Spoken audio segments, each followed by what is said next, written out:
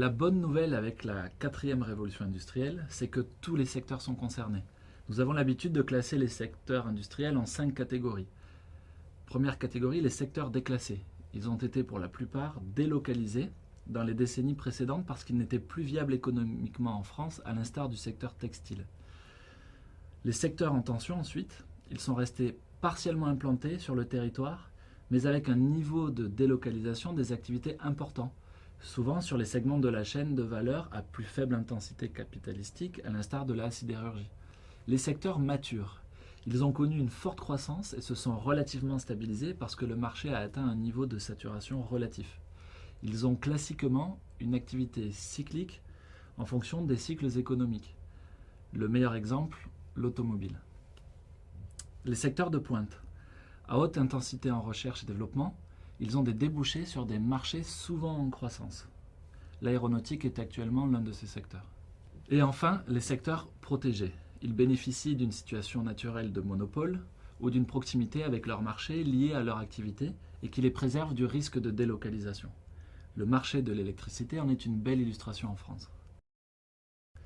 Avant la quatrième révolution industrielle, les entreprises qui étaient dans un secteur déclassé, en tension ou mature, devaient faire preuve d'une efficacité opérationnelle exceptionnelle pour s'en sortir sans délocaliser. Et cela ne suffisait souvent pas. Avec l'émergence de la quatrième révolution industrielle, ces entreprises ont à la fois l'opportunité de se différencier sur leur modèle opérationnel, mais également de revoir leur modèle d'affaires. Cela leur donne un nouvel axe de conquête et leur permet de rester dans la course, quand bien même elles appartiennent à un secteur déclassé, en tension ou mature. La matrice représente la segmentation des 5 catégories de secteurs évoqués en fonction de l'efficacité opérationnelle d'une part, de la pertinence du modèle d'affaires des entreprises concernées d'autre part. Il apparaît alors 4 blocs d'entreprises. Le bloc Game Over est constitué des moins performantes sur chaque axe. Les pépites inexploitées ou les résistantes sont celles qui sont performantes sur l'un des 2 axes.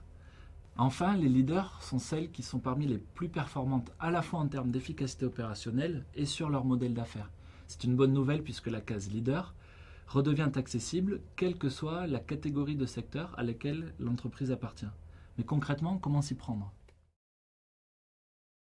Pour revoir sa stratégie et en particulier son modèle d'affaires à l'aune de la quatrième révolution industrielle, nous utilisons une version 4.0 des 5 forces de Porter qui permet de se poser des questions sur les menaces et opportunités de chaque segment de la chaîne de valeur de l'entreprise. Première force, son marché. Comment, grâce au 4.0, amplifier ses avantages concurrentiels ? Qualité, coût, réactivité, BFR. Comment monter en gamme pour se donner plus de marge d'investissement ? Deuxième force, ses barrières à l'entrée. Comment créer de nouvelles barrières à l'entrée en étant le premier à profiter des nouvelles briques technologiques ?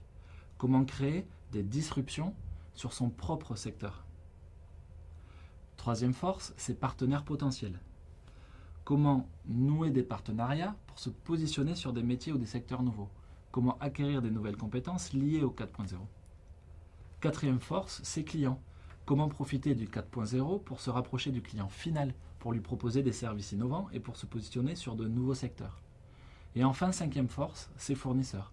Comment profiter du 4.0 pour améliorer la performance et l'empreinte écologique de l'amont industriel. Comment saisir des opportunités d'internalisation d'activités à forte valeur. Le cas Potifruit que nous vous proposons dans la prochaine séquence vous permettra de vous exercer à créer un diagramme des forces 4.0.